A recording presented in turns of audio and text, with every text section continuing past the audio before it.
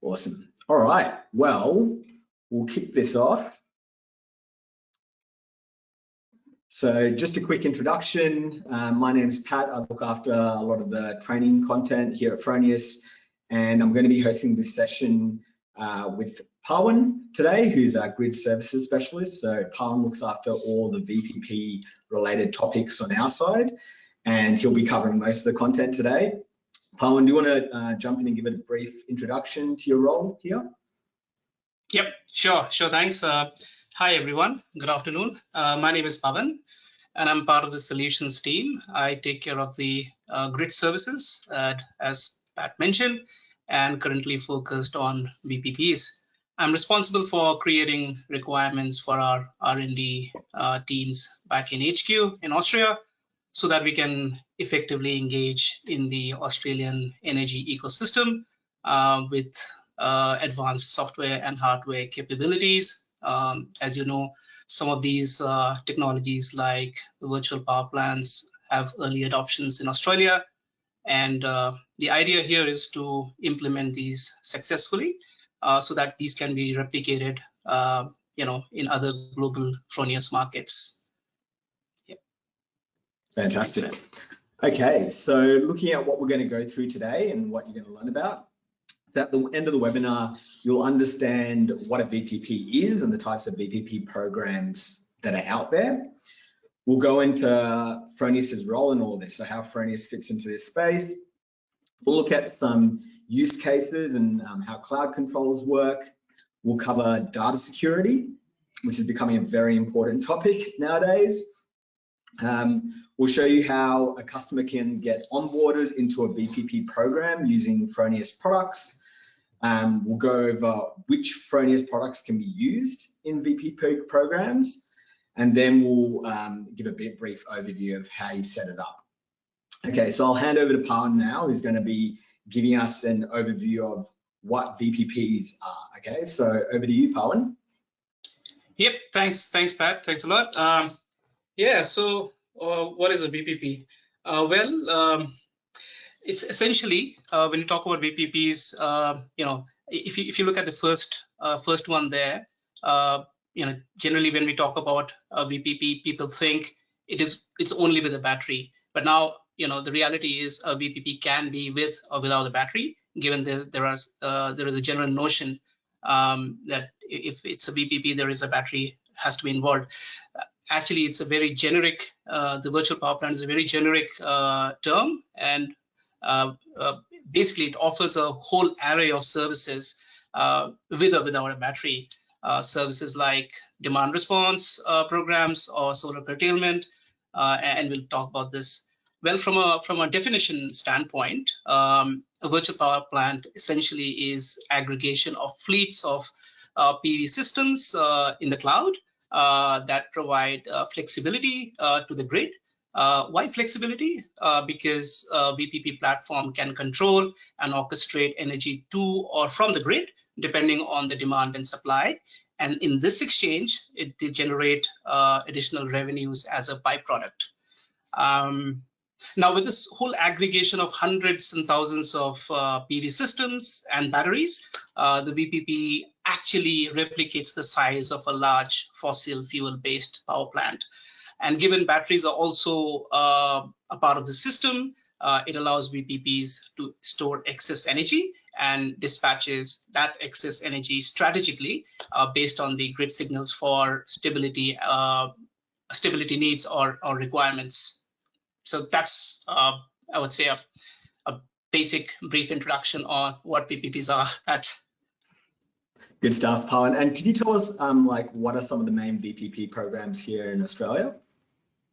Yeah, awesome. Yeah, so look, the key programs include Amber Electric Smart Shift. Just wanted to reiterate, just want to let everyone know that we are already integrated with Amber.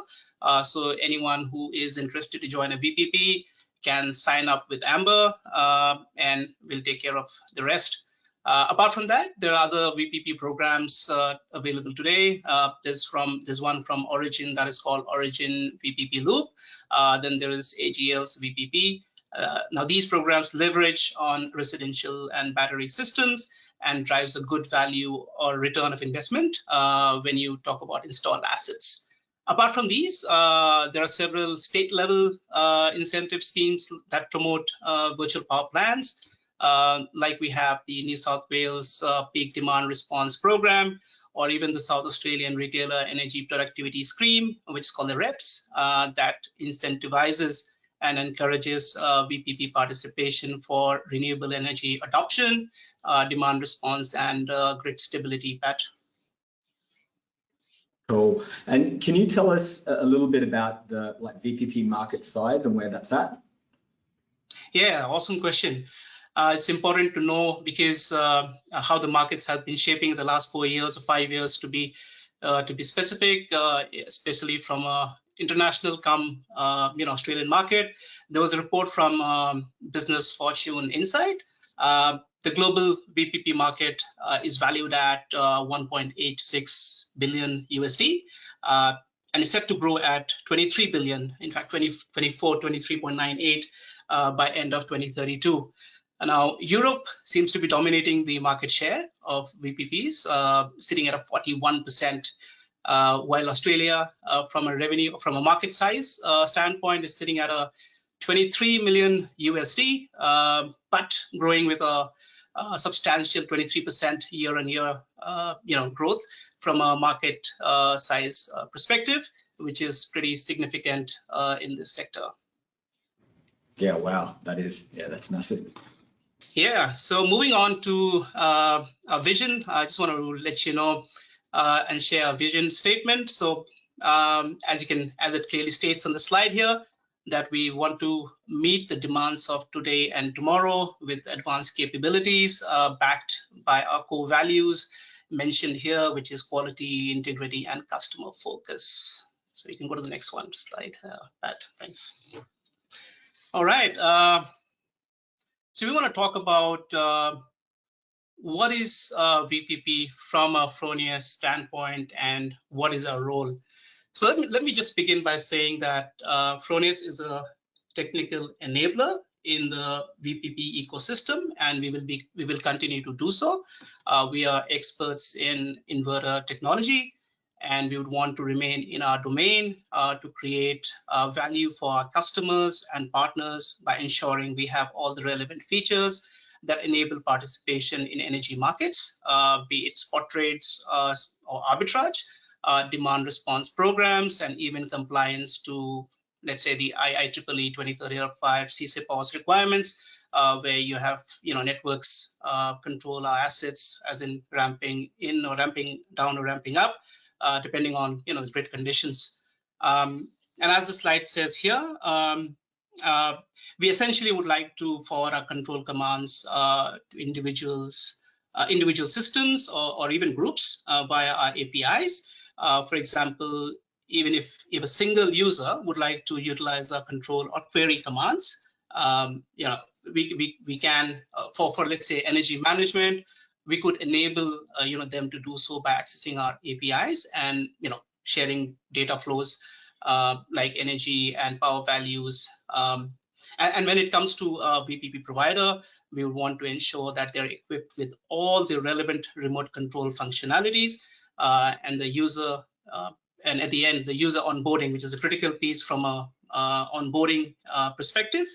When an end user gets onboarded to a VPP platform, now that experience is smooth with as much automation as possible, and we'll obviously talk about that in the upcoming slides. And just to let everyone know that we have 2 API products, the Solar.web Query API, which is primarily to read telemetry and from our assets, and there's a Solar.web Control API, which is essentially meant for completing all the remote control functionalities in our assets.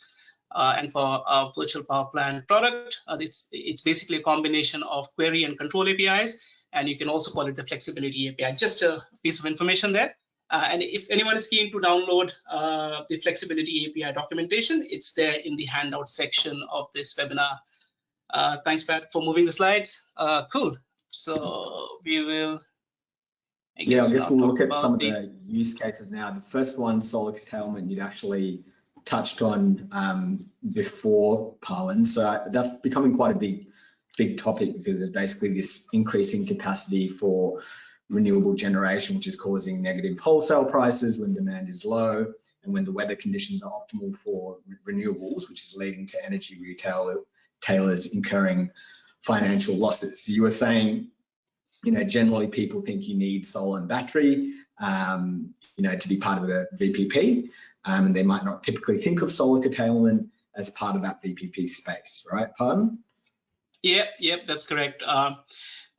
Well, I mean, just to give you a view of how this particular use case actually works. So let's say, imagine it's a super sunny day and everyone's solar system is pumping energy out more than the grid can actually handle. Normally, the network would just force inverters to shut down or reduce exports. Now that's called curtailment. But when the system is connected to a VPP, instead of wasting that extra energy, it can be redirected for managing household loads, or even stored in a battery, or can be shared with somebody who actually needs it. Just think of it like your internet at home when there's too many people streaming Netflix. At the same time the speeds drop. Instead of just cutting off devices, a VPP acts like a smart router, balancing energy where it's needed. Yes, that's a bit on the curtailment aspect. When we talk about behind the meter optimization, that's essentially smart energy inside your home. Now, this is about getting the most out of your solar and battery system, even without thinking about it. So essentially, a VPP can automatically decide when to use your stored power, when to export, and when to charge from the grid at the cheapest rates. So if you put into context, as from an example standpoint, let's say you have a smart fridge, and it knows when the electricity prices are cheap. So it basically cools during that cheap pricing. Similarly, VPP ensures your battery charges when the electricity price is cheap and discharges when the prices are high, saving you money actually without just any lifting a finger. The other use case, arbitrage trading. This is a very talked about. Essentially, buy low, sell high, and actually this is where the VPP really makes money for the user. Essentially, buying electricity when the prices are low or even negative, and selling it back when the prices spike. Then we have the other use case, which is balancing energy. Now, this is essentially keeping the grid steady. And now electricity supply and demand have to be perfectly balanced at all times. Otherwise, we can get blackouts. A VPP basically helps in smoothing out those sudden shifts by injecting and observing power in real time. To talk about ancillary services, you can also call this like fine-tuning the grid. Now, beyond balancing the demand and supply aspect, the grid needs a very specific support like frequency control or voltage regulation. Now, this is where VPPs actually step in as mini power plants to provide these services and actually also get paid for it.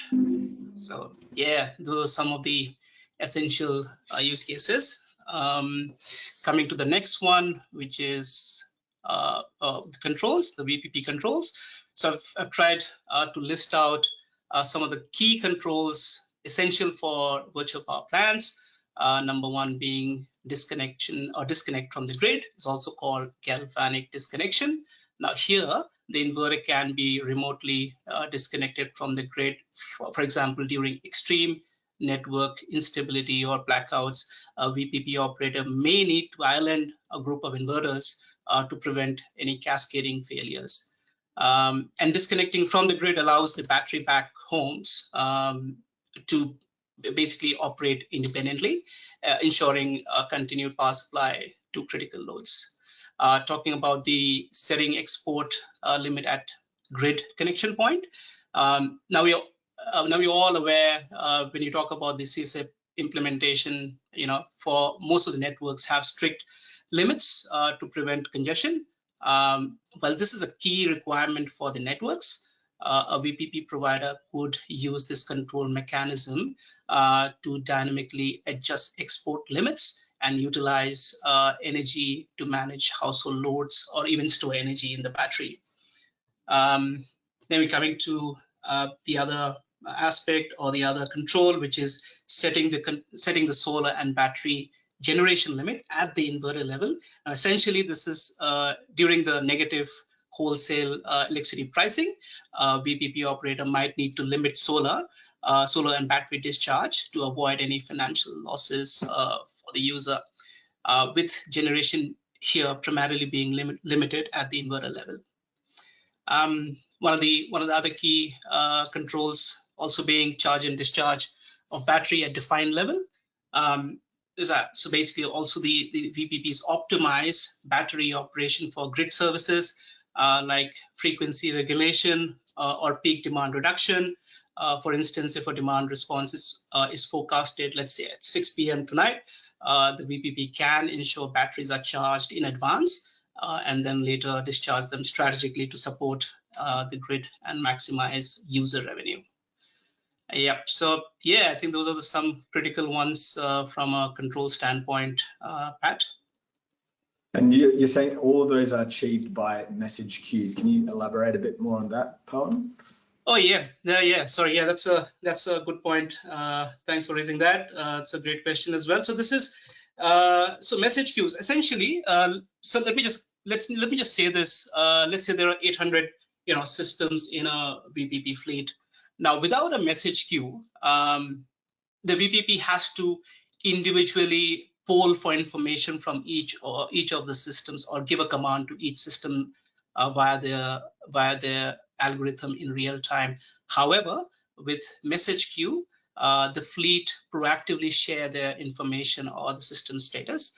And whenever a VPP is ready to give a command to, let's say, there are 800 batteries which are supposed to be, charged until they reach 70% at, let's say, 6 p.m. tonight. Again, as an example, all the batteries get this message.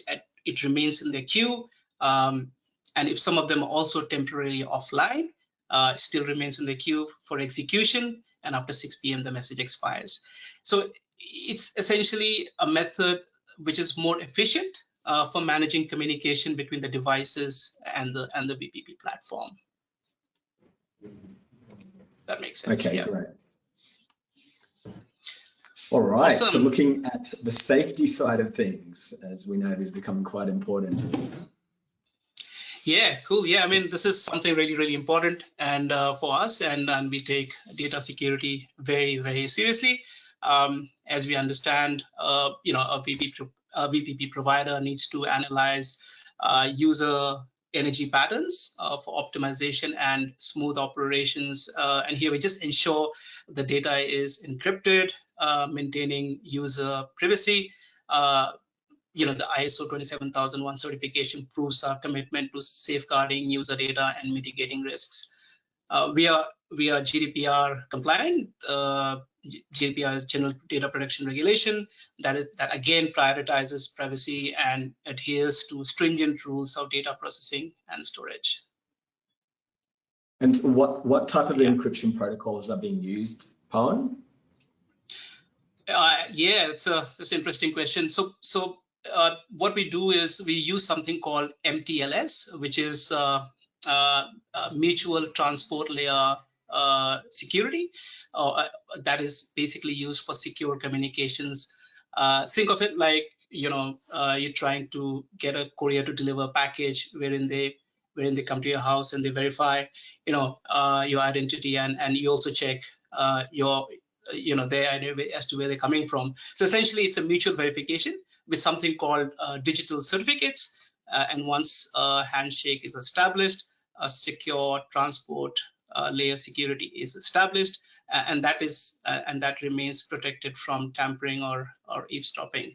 So it's a more secure mechanism of basically communicating between the two sets of devices from a communication standpoint. Yeah.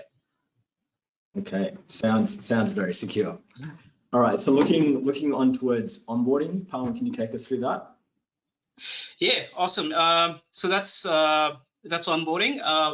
When it comes to onboarding and customers to a VPP platform, the expectation, always has been for a smooth transition. Like I mentioned in the previous slides, we've heard a lot of market feedback. There needs to be as minimum noise. Let's say a customer signs up to a VPP provider, the transition from them signing up on that website, moving on to the OEM has to be smooth. So we've heard all kinds of stories. So what we've done is we've created a very, very smooth automated flow. And what I'll just do is I'll take you through that. So let's say step one, customer is interested, they sign up with the provider, they basically have to only share two pieces of information with the provider, which is the registered email address, which they registered when the installation was completed on Solar.web, and the serial number of the inverter. That information is sent to us on the API, and then we go on to the next one part, which is the fourth step. Yep, so all of that information is verified at the system level. The system is correct, it is in Australia, everything is, matches. We send out a communication to the customer that, hey, we are giving access to this VPP provider. You're okay with that? Customer says, so there's a opt-in, opt-out. So one mechanism of security that we're trying to, relay there. And once the customer is okay with that, that's it. The access is given to the provider, wherein and after that there's a bit of a test in terms of all the functionality, all the communications are working, and onboarding is complete. Okay, Pawan, just going back to that opt-in, opt-out process. So how does that work with the end user? Yeah, see, I think that's a very Fronius specific, aspect or a step. And it basically also relates to the security aspect. So we don't want any sort of issue when onboarding, let's say, a wrong system. So what we do is, just as a mechanism, we just want to make sure that when the user signs up and that information comes to us through the API, we send an email to the user on that registered email address, and the customer, it's when you say opt-in or opt-out. So opt-in, if he doesn't want to, so he can actually deny access there. Or if it's opting out, so he's basically saying, he doesn't have to action really anything on that. So you're basically taking a consent. That's the whole aspect of opting in, opting out via the email. So we're basically letting the user know that this is happening, and if the user is okay, we go ahead and give the access to the provider. It's just an additional security mechanism. Okay, great. Thanks for clarifying that. That's all good. Yeah, so this is I just want to take you through this particular platform. This is more relevant for a VPP provider. So this is the Fronius API management portal, which is very, very important, I would say, and very handy for VPP operators, and they can use it for all of the admin requirements. And I quickly go through this, each one of them. So API access management, where they can enable and disable the API keys, message queues, like I talked in the previous slides. Provider could manage their message queues for telemetry that is required. They can also check the API availability in terms of API uptime and service levels. There will be information about upcoming maintenance activities on this particular portal. Then there is release information. Any software version releases will be notified here. They also be aggregating all the reports relevant to the provider for necessary billing purposes. And last but not the least, the provider can actually view the onboarding status of end customers, whether it's pending, in progress, or completed. So that's a pretty handy tool, I would say. Yeah. Fantastic. So The compatible products that we have on our side so far are the Gen 24, Gen 24 Plus, which can be used for solar curtailment, or if you have that battery, then could be doing it with energy storage and all those functions you mentioned before, Pawan. And then we've got the snap inverter as well, which can be used for solar curtailment. And obviously you'll need a smart meter as well, which is there for monitoring of the energy flow, export limitation, etc. Right? So from a setup perspective on our side, it's pretty simple. The first step, the inverter needs to be on Solar.web and online. And then the second step, so if it's a snap inverter, you go into the inverter settings, you go to the Fronius Solar.web tab, and then you tick this box that says allow cloud control for VPPs. If it's a Gen 24, then you, in the inverter interface, you go into communication, cloud control, enable it to on, and then click allow cloud control for VPP with customer in the brackets, right? So pretty simple process there. This is a real example. This is one of our installers, Jeff from BetterVault, based in New South Wales, showing you how, basically in Australia, a household or a person participating in a VPP program could save, between $400 to $600 through, optimized solar energy usage and market trading, right? So Jeff told us that on this particular day, his system did two things. So it charged from the grid early in the morning so that it had energy to sell when the price spiked later on. And then in the evening, it discharged. So his total earnings for that particular day were $148, which is great for him, and he was pretty happy. Lastly, I just want to mention a bit about service and support very quickly. So, our team is there always to provide a high level of support for these services. I guess one question that will come up is, who does the end user contact? For example, if the Fronius VPP customer has an issue, let's say their battery hasn't discharged during an event or recharge when prices are low, do they contact Fronius? Do you want to speak to that a bit? That's a great question. I think one of the very common questions. Look, what really happens is if there's an event and the battery didn't discharge or didn't charge, essentially we want the user to contact the provider first. Because could be related to the service, the VPP provider. However, if there's a hardware problem, in terms of app or any hardware related issue, I think that should contact us. So that's a straight answer on that one. Thanks. All right, so that brings us to the end. If there are any questions, please pop them in the question box, and we'll get to those now. Awesome. I think there are a few questions here. Are you guys able to control more than one inverter for curtailment yet on Amber? Carlos, that's something that's scheduled to happen next month. So we will keep everyone in loop. So that was a bit of a delay, but that's something that is absolutely being worked on, and we should have some of that coming in by March. So that's definitely on. The second question again from Carlos: can Fronius work on FCAS markets fast or very fast? Well, not yet. To be honest, we're not very certain as to how the FCAS markets have been going, especially with the with the big batteries in picture. What is the revenue share? So there's been a lot of question and answers internally. So that's something in the radar, but not at this point of time. But it's something that we will have to work on. The other question is from, just one second. So from James, is Fronius VPP integrated with any terms providers? So at this point of time, it is with Amber, James.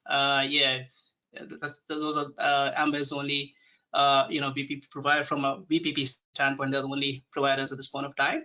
and we're not integrated with any other DERMs because this is a fresh new product at this time.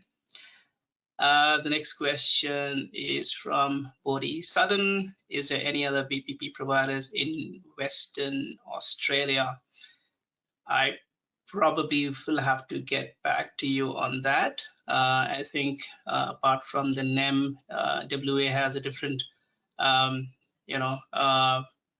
aspects when it comes to VPP providers there. I think Synergy was doing something, but yeah, I probably have to get back to you on that. This question from Ricky Donald. Can you recommend a VPP for industrial? Yeah, not sure about that. If we can recommend any VPP. Like I said, we are enablers, and our forte is to begin with in the Australian energy ecosystem to provide VPP enablement services in the RESI sector. So I'm afraid at this point of time, can't recommend share any inputs on the industrial VPP segment.